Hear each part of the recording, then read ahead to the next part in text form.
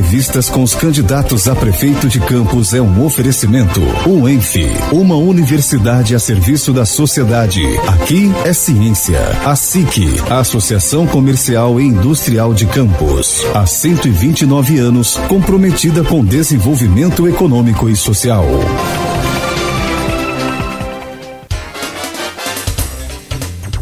Sete horas 34 minutos, de volta com Folha no Ar, primeira edição, já agradecendo aí aos nossos ouvintes, tanto pelo streaming, os telespectadores, também o pessoal que nos acompanha aí pelo rádio, muito bom, e sobretudo tem aí uma verdadeira explosão de downloads de podcast também. Então, muito obrigado a todos e, aliás, como todos os dias, o Folha no Ar vai daqui a pouco para as redes aí de podcast. Neste programa, nós recebemos a candidata a prefeita do PT, dando sequência aí a essa primeira rodada de entrevistas com os candidatos à Prefeitura de Campos. Hoje conversaremos com a Odisseia Carvalho, que já está conosco. Odisseia, eu trago o seu bom dia, agradeço pela sua presença já aqui, mesmo que em videoconferência conosco, e te dou os parabéns também pelo dia de hoje, que é dia do professor, assim como já o fizemos a todos os profissionais da educação, não só os professores. Bom dia, Odisseia, seja bem-vinda, candidata. Bom dia, Cláudio Nogueira, bom dia, Aloísio. Bom dia, Aldir, e a todos os nossos ouvintes da Folha no Ar. Primeiro, quero também dar um bom dia para todos os profissionais da educação. Hoje, apesar de ser considerado o dia do professor e da professora, mas a importância de todos os profissionais da educação que trabalham dentro da unidade escolar. Sem esta profissão, que é do professor e da professora, as outras profissões jamais existiriam, né? Nós temos realmente a responsabilidade da base do conhecimento, estamos na luta por uma melhoria de qualidade, principalmente nas escolas públicas. Eu sou oriunda de escola pública, estudei minha vida toda no antigo IEPAM, hoje ISEPAM, então eu tenho um orgulho e uma honra muito grande de fazer parte da educação pública do nosso país. Então eu quero parabenizar todos e todas por este dia, que é muito importante para todos nós. Bom dia, Odisseia. Desculpa, eu não vi, acredito, professor, estou olhando com os comentários e ia te dar os parabéns a você e todos os profissionais de educação, a importância que tem a profissão, né? Mas fui ver que só no intervalo. Mas eu fico os parabéns também, registrados aí, meus, acho que a Aldir também vai desejar, se o áudio estiver funcionando. Odisseia, vamos para o primeiro bloco, que é dedicado à questão da crise financeira de Campos, que todos nós sabemos que é muito grave. A Folha fez uma série de 11 painéis, ouvindo 34 representantes da sociedade civil organizada, entre professores universitários, especialistas nas áreas de finança, economia, antropologia, sociologia, ciência política, juristas, né, advogados, professores de direito, promotor, juiz, defensor público, gestores universitários, 6 principais instituições de ensino de Campos, os gestores foram ouvidos, das públicas e privadas, e sindicalistas, né, para dar bastante equilíbrio às fontes, né? E a situação, logicamente que há diferenças de visão, mas assim, tem muitas variantes, mas a questão eixo, acho que seria a questão eixo, é o seguinte: Campos, como o governo Rafael, como obrigado a fazer por lei, mandou proposta orçamentária para 2021, né? Ela de 1,7 bilhão é a proposta. A gente sabe que é uma projeção, se pode se cumprir ou não, né? O economista e professor da UENF, o Alcimar Chagas, ele projetou e deu vários números para fazer isso em 1,5 bilhão.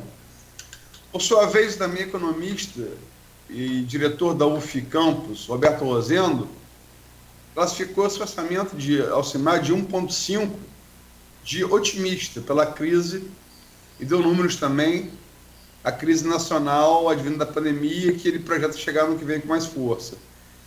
Mas vamos lá, sendo 1,7, 1,5 ou menos, o fato é que a projeção de gasto para o ano que vem no total é de cerca de 2 bilhões. As despesas totais do Poder Público Municipal. E desses 2 bilhões, 1,1 bilhão só por folha de pagamento de servidor. A pergunta é como fechar essa conta.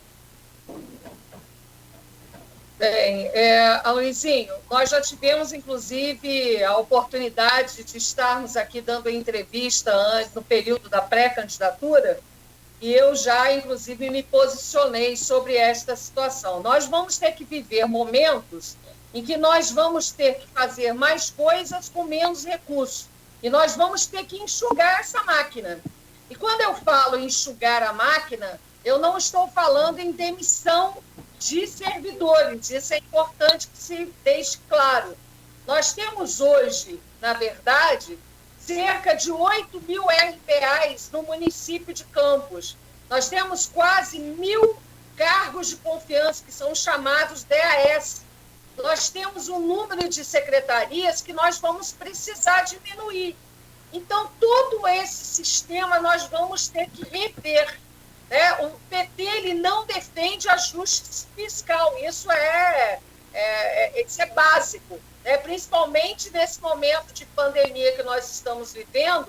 Ajuste fiscal não é a saída. Nós precisamos passar um verdadeiro pente fino, no nosso entender, nesta folha de pagamento. Levantar o que é regular, o que é excedente, o que não é excedente. Nós precisamos fazer um balanço geral. Inclusive, em relação à questão dos nossos servidores, nós temos que chamar os sindicatos, que é o Simprozep, o CEP, para fazer um balanço, inclusive, em relação à questão dos possíveis reajustes ou não. Então, nós temos que dialogar para fazermos um balanço a curto, médio e longo prazo, garantindo a austeridade para poder superar essa crise. Isso aí eu não tenho dúvidas em relação a isso. E nós precisamos também melhorar a nossa dívida ativa do nosso município. Então, ao mesmo tempo que a gente enxuga a máquina, a gente tem que ter planejamento para aumentar os recursos do município. E, para isso, a gente precisa fazer uma auditoria na base da arrecadação fiscal. Isso é algo que a gente tem que fazer com urgência. Ver como é que está a dívida ativa, cobrança, pagamentos. Nós precisamos, inclusive, entrar em contato com os nossos devedores no sentido de verificarmos como eles vão fazer esse pagamento. Então, precisa ter a cobrança imediata destas dívidas e como elas serão pagas. Além disso, nós temos que centrar o foco também na que a gente chama de justiça tributária, quer dizer, o aumento de arrecadação dos grandes devedores, de quem tem mais recursos. A gente não pode centrar nos pobres, como foi feito, infelizmente, neste atual governo. Porque esse atual governo, quando a situação apertou, em quem ele se mirou? Mirou nos mais pobres, fazendo a retirada do restaurante popular, do Bolsa Família, atacou principalmente a assistência social, de 60 milhões, caiu para 12 milhões, diminuiu o cheque, o Bolsa Família. Além disso, nós tivemos também, de uma certa forma, a diminuição, quer dizer, a retirada da passagem social, que depois nós vamos até falar sobre isso quando eu for citar em relação ao transporte. Mas o que deveria ter sido feito e que nós vamos ter que fazer é criar um fundo de reserva. Maricá fez isso, Niterói fez isso, a Noruega fez isso. Quer dizer, no município de Campos já foram gastos 24 bilhões de royalties. E parece que esse dinheiro era um dinheiro que caía do céu e aí não se focou numa arrecadação própria. Eu, quando era vereadora, de 2009 a 2012, 70% do nosso orçamento era oriundo dos royalties. E nada se fez para que aumentasse a arrecadação própria. Né? Então, nós temos impostos municipais que precisam ser investidos. Para mim, essa economia e esse enxugamento dos recursos do município, nós temos que fazer uma geração de empregos. E, para isso, nós temos que implementar políticas de desenvolvimento econômico. Nós estamos com a ideia de criar um Conselho Municipal de Desenvolvimento Econômico para chamar toda a sociedade, não só a população. Ontem mesmo eu tive uma excelente reunião com os empresários de Campos, onde a gente falava que não tem nenhum segmento da sociedade campina pode estar de fora. Não existe isso, tem que ter diálogo com todos os segmentos, movimentos sindicais, sociedade civil organizada, os empresários, todos temos que estar unidos para dar a volta por cima dessa crise econômica que nós vamos enfrentar. Só no município de Campos nós temos 45 mil pessoas que recebem Bolsa Família, mas tem 100 inscritos. Quando acabar o auxílio emergencial, 180% do auxílio emergencial do município de Campos, para acabar esse auxílio emergencial, vai ser um caos absoluto, não só no Brasil. 66 mil pessoas estão hoje recebendo auxílio emergencial. Em Campos tem 130 mil. Então, quer dizer, isso são coisas que a gente precisa para rever. Então, nós temos que, além de chegar, nós vamos ter que contratar cooperativas. Né? Já existem cooperativas de resíduos sólidos no município de Campos que não são valorizadas. Para você ter uma ideia, hoje o município gasta 94 milhões de recursos públicos. 70 milhões é gasto com lixo. E a grande parte desse dinheiro vai para a Total. Nós temos que rever esses contratos. Por que nós não podemos contratar essas cooperativas de catadoras de resíduos sólidos que gastariam 30 mil em cada uma delas para fazer esse mesmo trabalho? Essas catadoras de resíduos sólidos, elas existem, nós temos que implementar um plano municipal de resíduos sólidos no município. Já existe organização, inclusive do Ministério Público, para a contratação dessas catadoras. Eu tive na semana passada uma reunião com elas, entendeu? E elas falam da forma que elas estão sendo tratadas neste governo. É caótica essa situação. Nós precisamos, então, movimentar a nossa economia, um dos focos das catadoras, gerar emprego e renda. Além disso, nós temos que ter as nossas conversas de diálogo com os nossos pequenos empresários e médios empresários para a geração de emprego. E para outra coisa, tem uma vocação agrícola. E aí nós precisamos investir. Ontem mesmo, a direção do Ronaldo, que é do Sindicato dos Rurais, né, conversando com o movimento também do movimento dos assentados de Campos. Nós temos 11 assentamentos no município de Campos.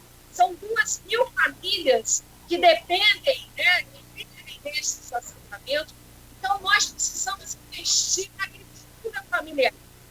Hoje, por exemplo, a merenda escolar não é comprada pelos nossos pequenos agricultores. Odisseia, candidata, desculpa interrompê-la.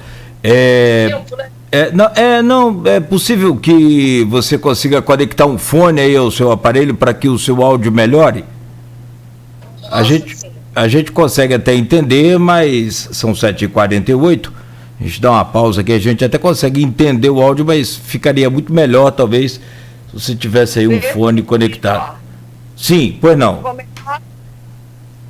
Então, o que eu estava falando em relação à questão da merenda escolar, por lei, 30% da merenda escolar deveria ser comprada dos nossos pequenos agricultores. Isso não é feito.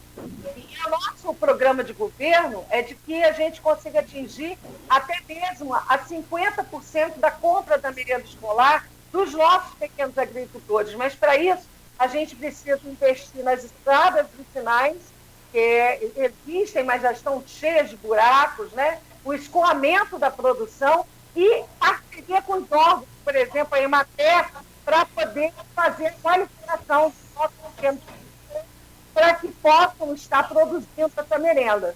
Então, também economizaríamos na merenda escolar para que a gente possa ter uma merenda de qualidade, sem agrotóxicos. Essa merenda, inclusive, ela é comprada do Espírito Santo, é comprada de outros estados, e não do município de Campos. Então, recapitulando. Sim. Está falhando o áudio. Está falhando o áudio? Você falava recapitulando, por favor. Olha só, deixa eu fazer uma pergunta. Aqui no grupo do programa do WhatsApp, tem o Marco Barcelos. Sim. Faz uma pergunta. Cirurgião dentista, né? Conheço o Marquinho. Marquinho, era do grupo de Renatinho Barbosa, né? Que você. Grande. Então, a pergunta aqui, Odisseia, como você falou que ele falaria um pouco mais adiante, mas deixa eu fazer a pergunta dele que eu acho que tem a ver. Odisseia, como pretende implantar os programas sociais com a crise financeira e a pandemia? É justamente... A gente está falando dos programas sociais que você citou, que foram interrompidos no governo Rafael, que são restaurante popular, cheque cidadão e passagem social. Sim, eu posso, inclusive, depois que eu terminar aqui, eu entro nessa pergunta dele, na resposta à pergunta do meu companheiro Marquinhos. Bom, então, nós temos, como eu falei, negociação com os devedores, rever os contratos que aí existem, inclusive do lixo, da Vital e outros contratos, implementar políticas rápidas para aumentar a arrecadação e baixar os custos que existem e cortar a despesa. Entre elas, eu falei, RTAs, cargo de confiança, nós vamos trabalhar diretamente com os nossos servidores públicos municipais. Então, essas são algumas medidas, como a gente faz com o nosso orçamento de casa. Se diminui o orçamento, nós temos que cortar as despesas.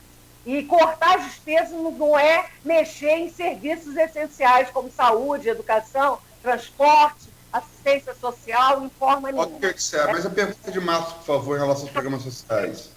Vou falar agora. Em relação à questão das assistências, do movimento, da assistência social em si, que tivemos cortes do governo de Rafael.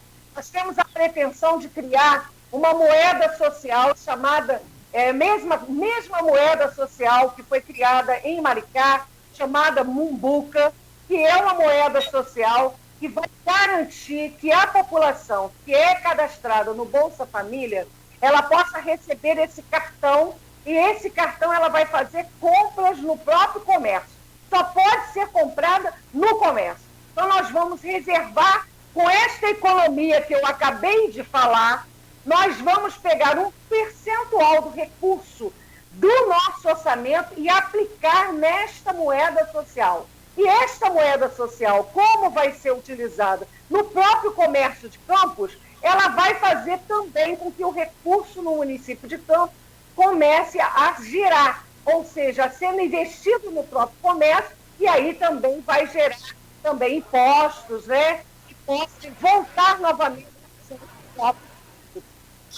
Além desta política de geração da moeda social, nós temos que colocar um percentual no nosso orçamento para nossa população mais pobre. Não dá para continuar com 45 mil pessoas numa situação de miséria do jeito que está. E para isso precisa gerar emprego.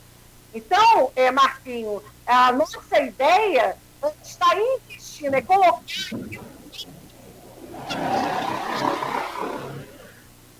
a nossa população mais pobre do município no orçamento. não tirar. Como infelizmente foi.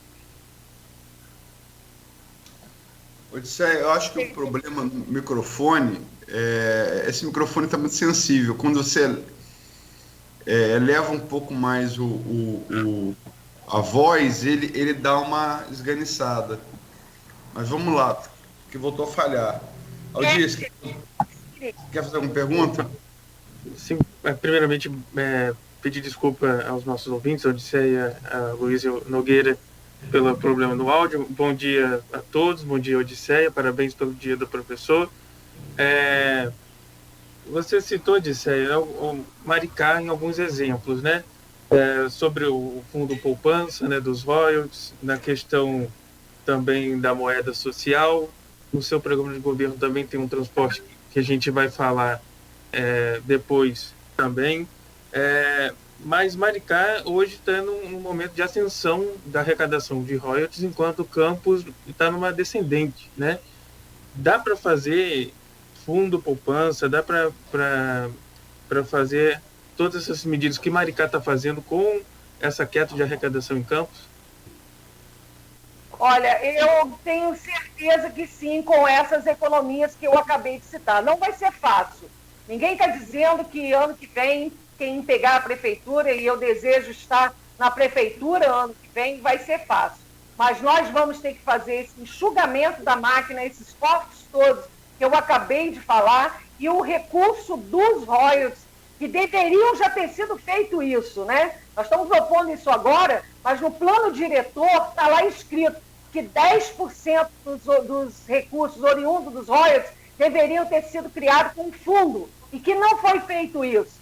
E nós vamos ter que criar, vamos ter que ter uma reserva do fundo dos royalties para poder minimamente estarmos aplicando em ações sociais de recuperação da nossa economia, e, paralelo a isso, nós vamos ter que estar investindo na arrecadação própria do município. Eu sei que Maricá hoje está numa situação, não só Maricá, mas Niterói não tanto, um pouco menos, mas a nossa situação do município de Campos, a gente vai ter que criar, fazer mais com menos recursos. Vamos ter que acostumarmos a isso, porque parece até que esses royalties é igual dinheiro de herança, né? Estou falando que os royalties foram herança maldita, não quero entrar nessa polêmica de herança maldita. Foi uma herança que não souberam utilizar de forma devida, porque se tivesse usado de forma que tivesse o fundo, como o plano diretor coloca, né, se tivesse sido utilizado para o desenvolvimento do nosso município, nós não estaríamos com esse bolsão de miséria que existe hoje na nossa cidade. Acredito que sim, tá? Respondendo a você, sinceramente acredito que a gente vai conseguir sim. Mas eu disse, esse crédito que você fala, quer dizer, ele não seria ele seria o quê? Um cheque cidadão, como se fosse, porque a gente pode mudar de nome, mas já está grudado no imaginário do campista, o cheque cidadão. Ele seria a mesma coisa? Quais seriam os moldes desse programa?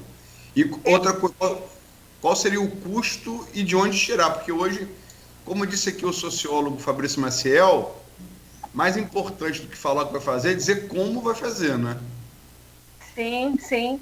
É exatamente isso. Que nós vamos destinar do nosso orçamento um percentual, tá, para criar esse cartão que é chamado cartão, lá existe uma moeda social, lá existe um nome, nós não criamos nenhum nome ainda para cá. Nós vamos pegar as famílias cadastradas, e estas famílias cadastradas no Bolsa Família receberão este cartão. Este cartão só poderá ser gasto no comércio de Campos. Será criado um banco social. É como se fosse um projeto que já existe, inclusive, da UENF, da economia solidária. Então, vamos criar um banco social, e este banco social serão distribuídos esses cartões para as famílias. Em Maricá, nós iniciamos com R$ 130 por família. Agora, né, por causa do aumento dos royalties e tudo, já estão com não só R$ 130 por família, mas por pessoa. famílias com 5 pessoas já está chegando até a R$600. Nós vamos iniciar, né, com um projeto pequeno, mas garantindo de que essas pessoas possam comprar dentro do nosso município. E ao comprar no comércio do município, comércios esses cadastrados neste banco social, né, que vai ser implementado, eles terão a oportunidade de fazer com que o comércio também possa ser prestigiado e a geração de recursos dentro do município. Então, não é o Bolsa Família, é para poder fazer com que a economia no município possa estar girando. Esse recurso será tirado, com certeza, dos nossos recursos que nós economizaremos dentro do município de Campos. Estamos chegando ao final do bloco. Algumas soluções foram apontadas nesses 11 painéis como consensuais. Tem muita diferença de opinião. É porque empresários, você falou aqui, Ciprozep e CEP, foram ouvidos os presidentes do Ciprozep e o coordenador do CEP, como também foi ouvido o então presidente do CIMEC, do Sindicato dos Médicos de Campos, como também do Sindipetro-NF, né? Mas entre as posições consensuais, entre empresários, sindicalistas, acadêmicos, foram 3. Implantação do pregão eletrônico integral para diminuir as compras, né, o valor das compras. Aqui, não precisa ir muito longe, que em Macaé você tem redução de até 30% do valor das compras, com a adoção integral do pregão eletrônico, não apenas nos repasses de verbas federais, como é feito atualmente em Campos. Parceria com o polo universitário e a retomada da vocação agropecuária do município. Assim, em rápidas palavras, como é que se você concorda primeiro com essas 3 e como é que você pretende trabalhar nesse sentido? Aloysinho, eu não só concordo, como a gente sabe que a lei do pregão eletrônico foi criada em 17 de julho de 2002.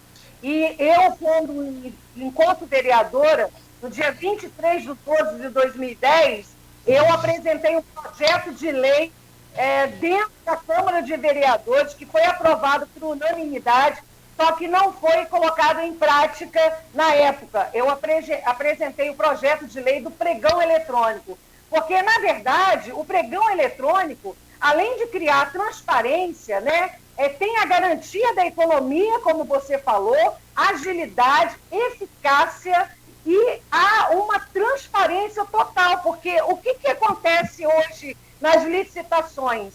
Às vezes as empresas, não estou falando que são todas, mas apresentam uma proposta, colocam 2 outras empresas que são fantasmas, vamos dizer assim, para ganhar, na verdade, a licitação. Com o pregão, isso não vai poder acontecer, porque é de uma forma transparente.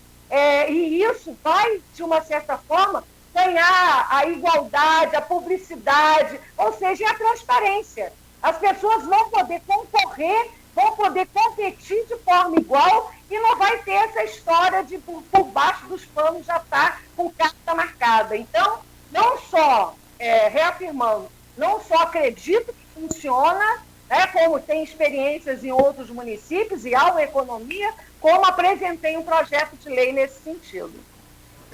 Parceria com o polo universitário, rapidamente, e retomada da vocação agropecuária do município.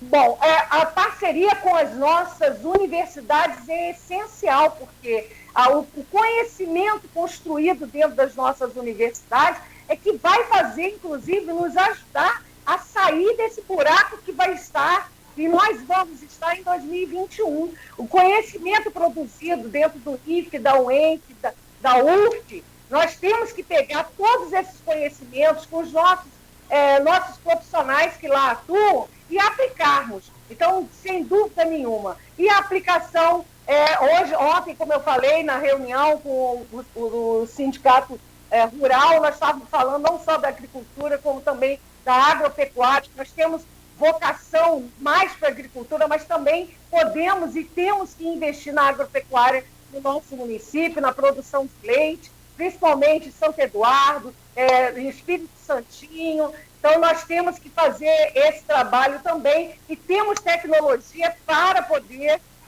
fazer com que haja essa produção e o escoamento da produção. Tem 1 minuto e meio ainda para fechar esse bloco, Luiz. Tem aqui a Gisele Ataíde, faz uma pergunta importante aqui, a ouvinte telespectadora pelo streaming. Desculpe a ignorância, mas o pregão eletrônico já não é aplicado? Gisele Ataíde, atualmente o pregão eletrônico é uma modalidade licitatória, como o DCE falou, além da economia, ela garante transparência, mas ele atualmente, o fato é que, a despeito do que diz o governo municipal, atualmente ela é adotado para receber verbas federais voluntárias, né? Em outras coisas não, ainda não, né? A despeito de ter sido promessa de campanha em 2016. Mas eu disse,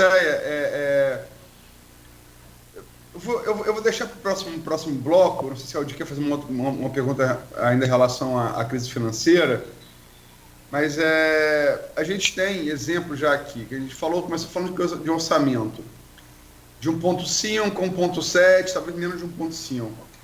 A previsão da safra de cana esse ano, com 2 usinas, é de gerar 500 milhões na economia local, o que vai dar 1/3 desse orçamento. Isso só cana e com 2 usinas, e ninguém pode estar em sã consciência pregando a volta à monocultura da cana. Mas é um número importante nessa crise financeira, e se você pretende, como você disse, em estado vicinal, a tentar estimular essa atividade, o que para além dela na economia familiar.